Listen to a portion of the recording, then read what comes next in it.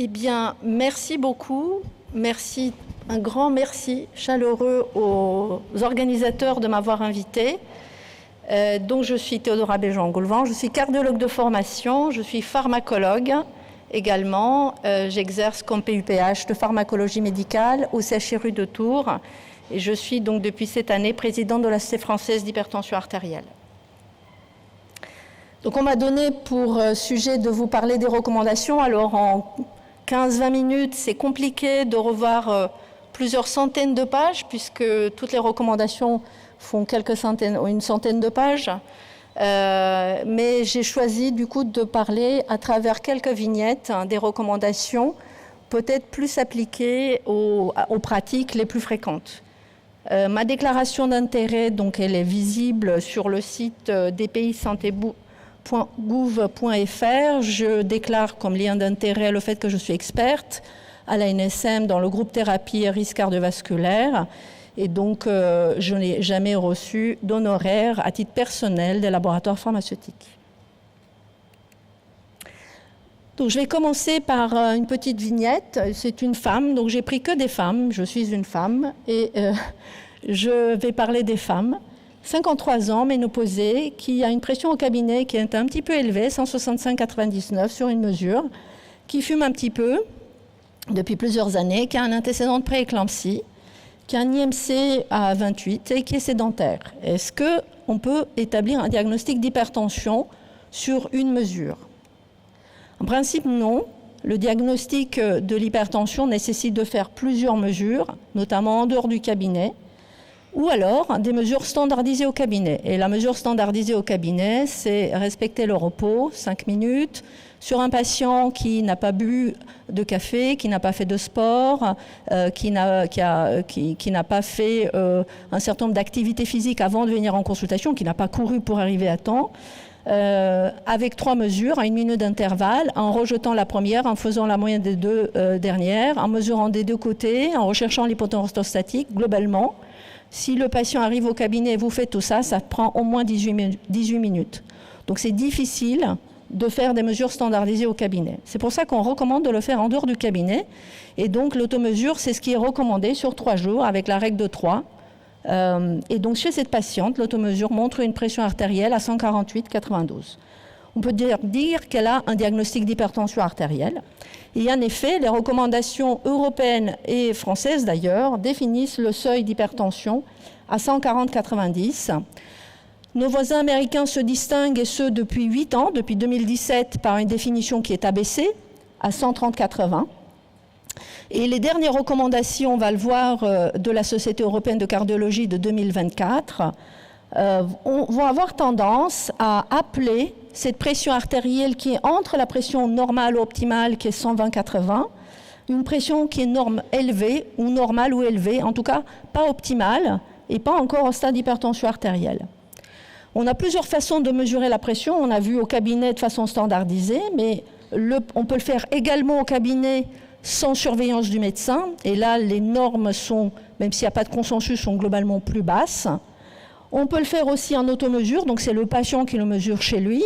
Et là, pour un seuil au cabinet de 140/90, la définition de l'hypertension elle est plus basse, 135/85. Et enfin, on peut le faire par une MAPA sur 24 heures, avec 2 seuils, un seuil la journée 135/85 et un seuil la nuit 120/70. Alors, je ne vais pas en parler, mais juste pour rappeler que dans les recommandations, on parle de grades ou de stades, et que selon les recommandations, les grades et les stades ne veulent pas dire pas la même chose. Entre niveau de pression artérielle ou complications, donc il faut faire attention quand vous parlez de grade et de stade, de quoi vous parlez.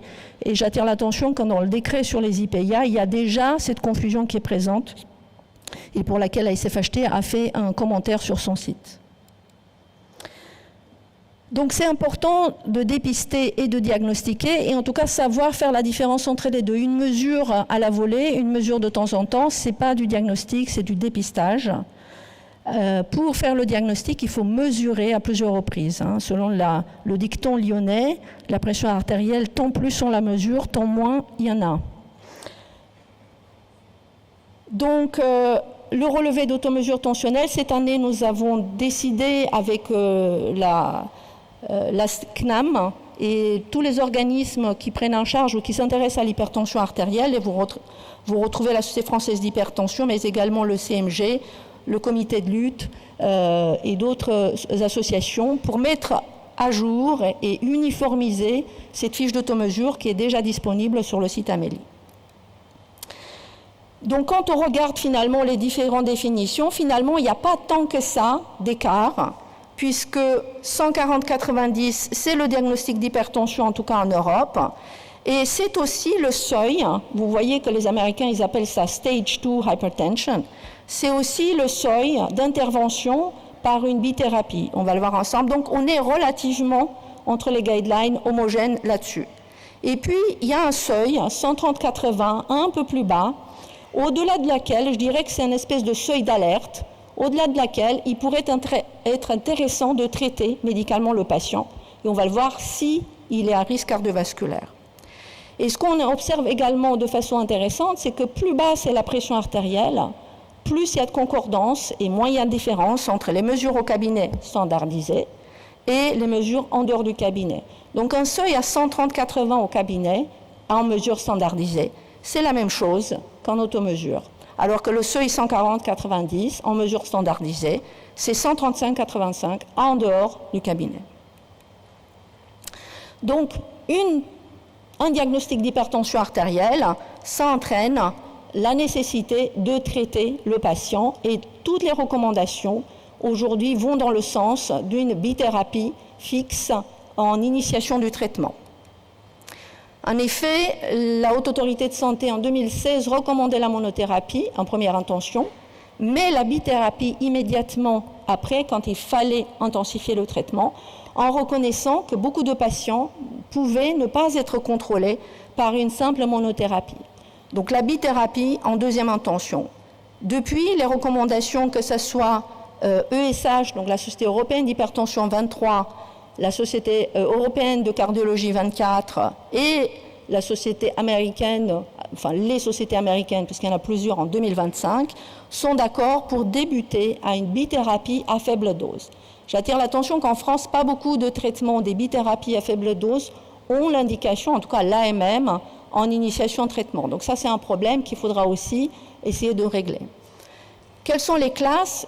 Soit un bloqueur du système rénine-angiotensine IECORA2 avec un calcique ou avec un diurétique thiazidique ou thiazide-like. Thiazidique, c'est l'hydrochlorothiazide. Thiazide-like, c'est l'indapamide ou la chlorthalidone, mais qui n'existe pas en France. Et donc, avec des subtiles différences entre les guidelines, mais qui sont finalement mineures, puisque les guidelines européennes recommandent un bloqueur du système rénine-angiotensine systématique plus un calcique ou un diurétique, alors que les autres guidelines recommandent en fait un choix assez libre d'association entre ces trois classes. S'il faut intensifier, on peut augmenter la dose de la bithérapie ou aller à la trithérapie à faible dose, puis à pleine dose en associant ces trois classes. Et tous les guidelines sont d'accord avec, en tout cas j'ai pris les plus récentes, les recommandations nord-américaines, une recommandation de niveau 1 avec un niveau de preuve B, donc un peu moindre, c'est pas A, mais à partir d'études randomisées, que cette thérapie antihypertensive doit être prise en un seul comprimé, en une seule prise par jour. Pour améliorer l'observance, il est impératif que le patient ait le moins de comprimés possible. On observe une baisse de l'observance dès 2 comprimés par jour, et à 4 ou plus de la moitié des patients ne sont pas observants. L'objectif, c'est de contrôler la pression artérielle dans les 3 mois, tout en sachant que les recommandations françaises, on disait 6 mois. 6 mois, donc là on essaye de contrôler un peu plus vite, moins de 3 mois, mais il y a quand même une latitude quand on lit un peu plus attentivement dans les détails les guidelines. Globalement, 3 mois idéal, 6 mois c'est pas mal.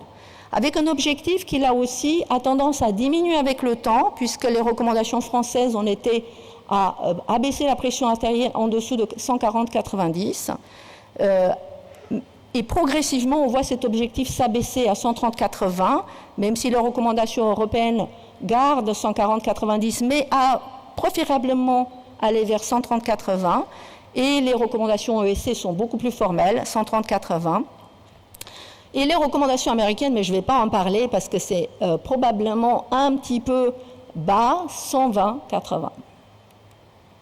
Alors, le niveau de preuve des classes, effectivement, et j'ai repris cette figure d'une des anciennes recommandations qui est tirée d'ailleurs d'une méta-analyse de Tomopoulos, où on voit que finalement, toutes les classes, et je n'ai pas du tout parlé des bêta-bloquants, mais même les bêta-bloquants ont leur place dans le traitement de l'hypertension s'il y a une indication spécifique, c'est ce que disent les guidelines, s'il y a une indication spécifique, à savoir soit peut-être le patient est migraineux, soit c'est une femme jeune. Il faut savoir que les bloqueurs du système rénine-angiotensine sont déconseillés chez les femmes jeunes à l'âge de procréer.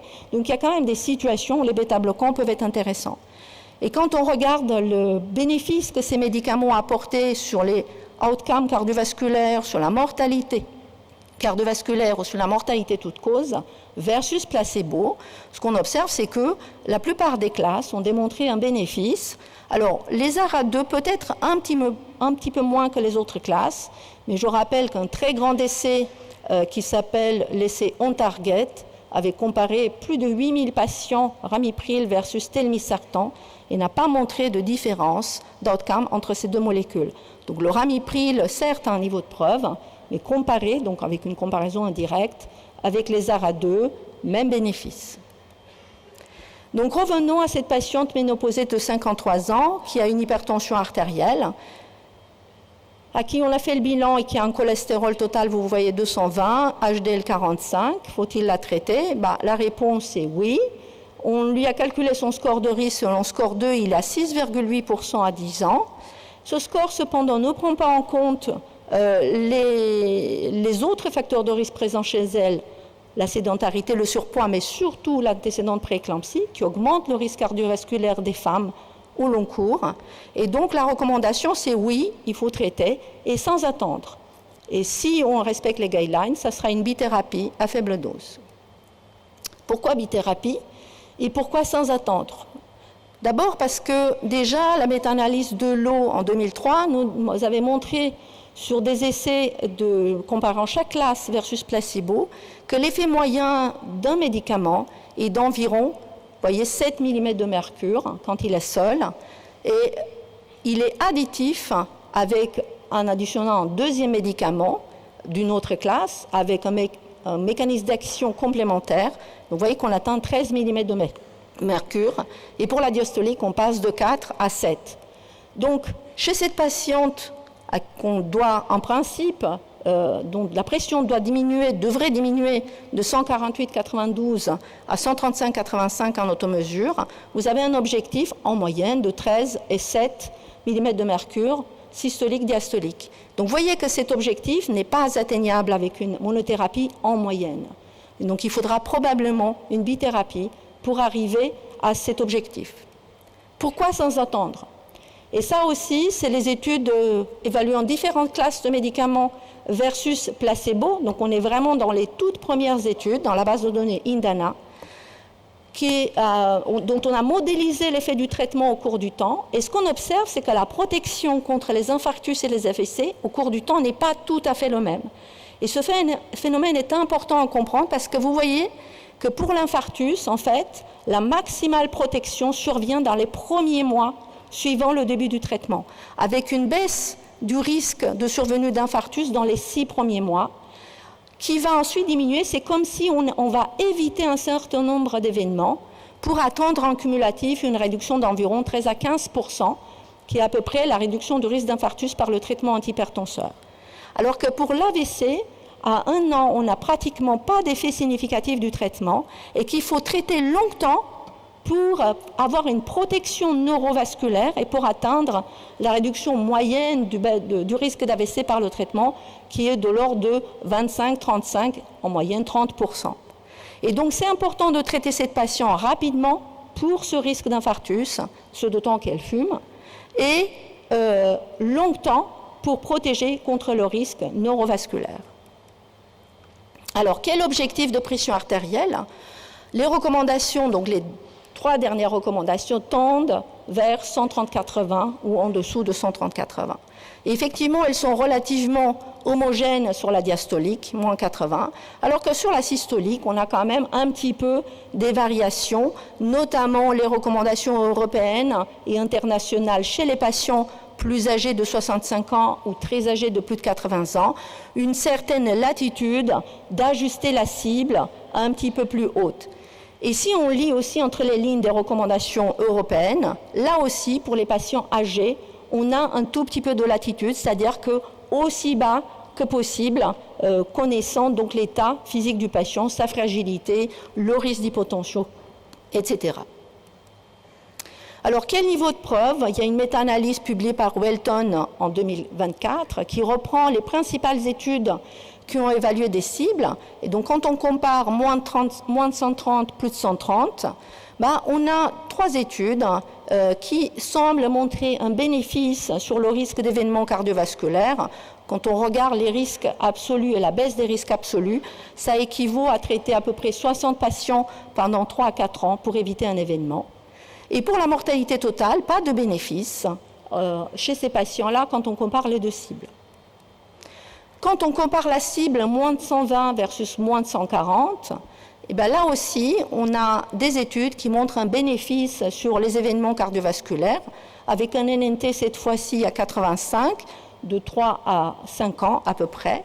Et sur la mortalité totale, là aussi, en tout cas pas de bénéfice significatif, mais ça va globalement, entre guillemets, dans le bon sens.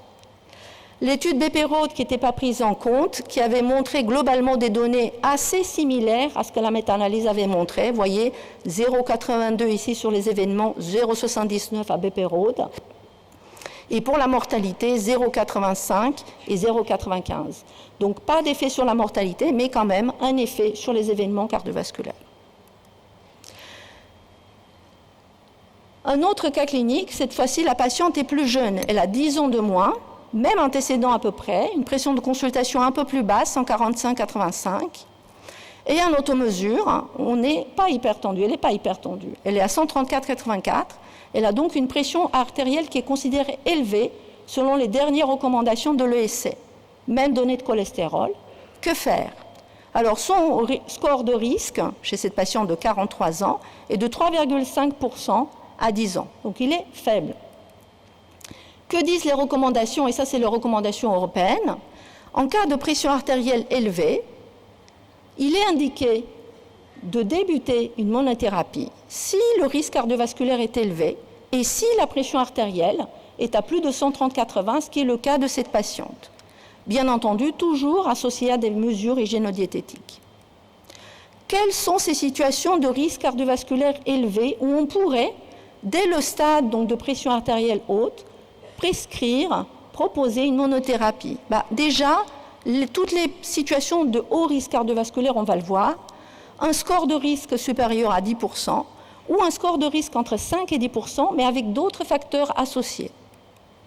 Alors, le haut risque, c'est globalement le patient soit en prévention secondaire, parce qu'il a déjà fait un événement, soit parce qu'il a une maladie rénale chronique avec une DFG diminuée en dessous de 60 ou une albuminurie, soit parce qu'il a un diabète de type 1 ou 2, soit parce qu'il a une hypercholestérolémie familiale, soit parce qu'il a déjà une atteinte d'organes cibles, comme par exemple une hypertrophie ventriculaire gauche. Le score de risque, plus de 10%, c'est assez clair. Et le score de risque entre 5 et 10%, quels sont ces facteurs qui pourraient modifier la prise en charge? Il y a notamment tous les facteurs spécifiques de la femme. Lorsqu'une femme a déjà présenté une hypertension gravidique ou une prééclampsie, a fortiori, c'est encore plus haut risque, ou un diabète gestationnel, ou elle a eu des fausses couches spontanées, ou des naissances prématurées ou des morts-nés. Ces facteurs-là sont des facteurs qui augmentent le risque cardiovasculaire, qui peuvent modifier ce risque et donc pourraient justifier la prescription d'une monothérapie. D'autres facteurs qui sont non spécifiques de la femme sont les antécédents familiaux de cardiovasculaire, un faible niveau socio-économique qui lui aussi est associé à une augmentation du risque, une maladie immuno-inflammatoire. On oublie souvent que les patients qui ont une polyarthrite rhumatoïde, une spondylarthrite, une MICI sont des patients globalement ou d'autres pathologies inflammatoires à plus haut risque cardiovasculaire, une maladie mentale sévère, le VIH ou certaines ethnies à risque. Donc chez cette patiente de 43 ans, aux antécédents de prééclampsie, mais avec un score de risque bas, pas besoin d'une monothérapie. Son score de risque est bas, même si sa pression artérielle est élevée.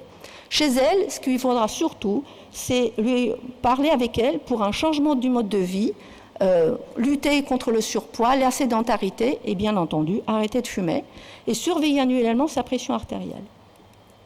Maintenant, cette patiente, 10 ans après, la même patiente, son score de risque passe de 3,5 à 5,6%. Il dépasse donc le seuil de 5%. Et en présence d'une prééclampsie et des autres facteurs de risque, cette patiente, selon les recommandations, pourrait bénéficier d'une monothérapie, associée bien entendu toujours aux modifications du mode de vie et à la surveillance. Alors, l'hypertension artérielle, c'est une pathologie qui est chronique et qui est surtout polyfactorielle. En dehors des rares cas d'hypertension artérielle génétique ou de causes secondaires, qui sont des facteurs non modifiables, des tas de facteurs participent à la physiopathologie de l'hypertension artérielle et qui sont donc cibles des traitements pharmacologiques. Mais il y a tout un pan de facteurs de l'environnement, le climat, la pollution atmosphérique, la pollution sonore, qui sont peu accessibles à l'action individuelle, mais plutôt à des actions sociétales, et des tas de facteurs du mode de vie, le poids, l'alimentation, l'alcool, le sel, l'activité physique, le sommeil, le stress, qui font le mode de vie et qui pourraient être cibles de changement pour une mode de vie plus sain et pour réduire la pression artérielle. Et ce sont des facteurs qui comptent. Là, c'est l'image, donc, le tableau qui est tiré des recommandations nord-américaines de 2025, qui est intéressant parce qu'on nous donne à peu près, dans un tableau synthétisé de façon très simple et très claire, les baisses de pression artérielle qu'on peut attendre des différentes modifications du mode de vie. Et vous voyez qu'on dit globalement 1 kg de perte de poids, c'est 1 mm de mercure en moins. Donc, cette patiente, si elle perd 3 kg, ça fera 3 mm de mercure en moyenne. Si elle réduit sa consommation de sel en dessous du seuil de 5 grammes de sel, soit à peu près 2 grammes de sodium, il y aura une baisse de 3 à 7 mm de mercure supplémentaire. Si elle réduit l'alcool, si jamais elle boit, de 50%, on a aussi l'espoir aussi de 3 à 6 mm de mercure. Et si elle augmente l'activité physique, passe de l'état sédentaire à un état plus actif, là aussi, en fonction du type d'activité et du niveau d'activité, on peut espérer de baisse de pression de 2 à 8 mm de mercure. Et donc, ce qui est intéressant, c'est que toutes ces mesures sont additives. Et donc, quand vous faites la somme de tout cela, on peut quasiment atteindre l'effet d'une bithérapie à dose modérée, soit à peu près 11 mm de mercure en moyenne. Alors, est-ce qu'il y a besoin d'individualiser? On parle beaucoup d'individualisation, d'adaptation. Et ce n'est pas pour rien que j'ai pris l'exemple, les exemples sont des femmes, parce qu'on sait aujourd'hui que probablement pour les femmes, on a peut-être besoin d'individualiser non seulement la cible, voire même le seuil de définition de l'hypertension. Vous voyez ici une analyse tirée de 4 cohortes nord-américaines, certes, de comparaison du risque d'infarctus entre les femmes et les hommes. Les hommes sont en bleu, les femmes sont en rouge. Et vous voyez qu'à un niveau de pression égal, les femmes sont plus à droite, un niveau de risque plus élevé que les hommes, même si en absolu, l'incidence des événements est plus faible. Mais l'influence du niveau de pression chez la femme, elle est plus marquée. Le risque associé à la pression artérielle chez la femme, il est plus marqué que chez l'homme. Donc peut-être que chez les femmes, on pourrait avoir ou un seuil de définition ou d'action, de baisse, de cible, différent que chez les hommes. Alors il ne faut pas oublier l'observance. Et j'aime bien montrer cette image qui est tirée d'une petite étude qu'on a fait au CHRU de Tours, dans le service de néphrologie hypertension. 62 patients d'âge moyen 62 ans. Vous voyez, 44% sont diabétiques et 66% ont une maladie rénale chronique, normale, ils viennent du service de néphrologie. On a dosé les médicaments dans le sang à la concentration des médicaments dans le sang à la consultation pour les patients qui n'avaient pas une pression artérielle contrôlée malgré 3 traitements. Ce que vous voyez, c'est qu'ils ont en moyenne 5 traitements, ces patients. Ils ont tous une pression artérielle non contrôlée. Et quand vous voyez du rouge, ça c'est les 62 lignes des 62 patients. Quand vous voyez du rouge, c'est que le médicament n'est pas retrouvé dans le sang. Quand vous voyez du vert, c'est qu'il est présent. Et quand c'est blanc, c'est qu'il n'a pas été dosé ou il n'est pas prescrit. Donc ce qu'on observe, c'est que 26% de ces patients ne prennent aucun des 5 médicaments moyens qui leur sont prescrits, que 69% prennent une partie des médicaments seulement, et que seulement 5% des patients, 3 sur les 62, ont tous les médicaments présents dans le sang. Donc l'observance est un problème, et c'est peut-être pas pour rien que ces patients ont des complications hypertensives et rénales de cet ordre-là, parce qu'ils ne prennent pas leur traitement. Donc je vais petit à petit conclure. L'hypertension artérielle, ça a été dit, est une maladie fréquente. C'est la maladie cardiovasculaire la plus fréquente, responsable de nombreuses complications. 17 millions de Français, à peu près 1 sur 3. 11% sont suivis par un cardiologue, mais la majorité sont suivis en médecine de ville par vous, avec 10 consultations par an en moyenne pour un hypertendu. Sources de complications, je les ai listées là, ils sont nombreuses. Ne pas oublier l'insuffisance cardiaque à fraction d'éjection préservée, où 90% des patients dans les études qui ont évalué les médicaments sont hypertendus. C'est l'association la plus fréquente avec l'accident vasculaire cérébral ischémique ou hémorragique.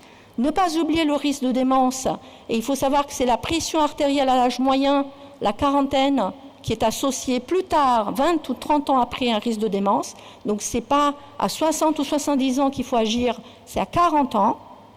Et ne pas oublier l'acheter maligne, parce qu'une hypertension non traitée longtemps est source de déstabilisation et d'acheter maligne. Malgré des mesures de pression artérielle fréquentes, puisque vous voyez plus de 80% des patients disent avoir eu une mesure de pression artérielle dans l'année, un hypertendu sur 2 ne le sait pas. Un hypertendu sur 2 seulement est traité, 60% par une monothérapie, et un hypertendu sur 4 est contrôlé. Et ce qui est embêtant, c'est ce petit chiffre-là, 22% des hypertensions de grade 2 et plus, c'est-à-dire des pressions artérielles de plus de 160-100, n'est pas traité. Alors, les patients sont réticents à prendre leur traitement, 9 sur 10 expriment des réserves, ce qui fait peut-être que moins de 1 sur 2 prend correctement ces traitements. Et enfin, plus d'un patient sur 2 déclare ne pas avoir reçu de conseils hygiéno-diététiques de la part de son médecin. Donc des pistes d'amélioration, d'abord traiter, lutter contre l'inertie, parler aux patients et essayer de comprendre pourquoi il y a un problème d'observance. Pour ça, donc, on a mis en place des groupes de travail avec le CMG pour essayer de réactualiser les fiches de prise en charge de l'hypertension artérielle. Et d'ailleurs, je fais un appel puisque le conseil d'administration des CFHTA se renouvelle. Et je fais appel au CNGE pour un représentant pour nous rejoindre. La fiche d'automesure tensionnelle mise en place par la CNAM est aussi une source. Et ne pas oublier la prévention primaire. Le meilleur traitement d'hypertension artérielle, c'est d'agir avant qu'elle se développe, donc avoir un mode de vie, changer son mode de vie pour avoir un mode de vie sain. Pour les patients, il est important d'informer, de dépister. Les patients ne savent pas ou ne comprennent pas quand ils ont hypertension artérielle, donc il faut qu'ils connaissent leurs chiffres de pression et qu'ils comprennent ce que ces chiffres veulent dire. Et puis pour la prise en charge et le dépistage et le suivi des patients, il faut compter sur toutes les aides qu'on peut avoir. Les pharmaciens prennent la pression artérielle au Canada, en Angleterre, pourquoi pas chez nous. Les infirmières ou les infirmières de pratique avancée peuvent aider. Voire même le patient peut autogérer le traitement si on n'a pas le temps, en augmentant progressivement. Tout est possible. L'objectif étant de ne pas laisser le patient avec une pression artérielle élevée. La Société française d'hypertension participe aux campagnes de dépistage lancées maintenant depuis 2017 par la Société internationale d'hypertension et le World Hypertension League, qui s'appelle MMM, May Measurement Mass, donc c'est le dépistage du mois de mai, qui se déroule entre mai à juin.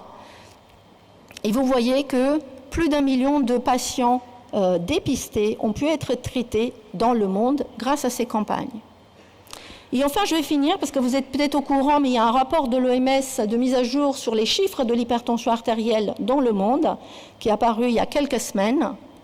La France, vous voyez, en termes de prévalence, on est à peu près à 37%. Bon, c'est un peu surestimé parce que c'est une tranche des patients. Mais vous voyez qu'on est globalement pareil avec nos voisins proches.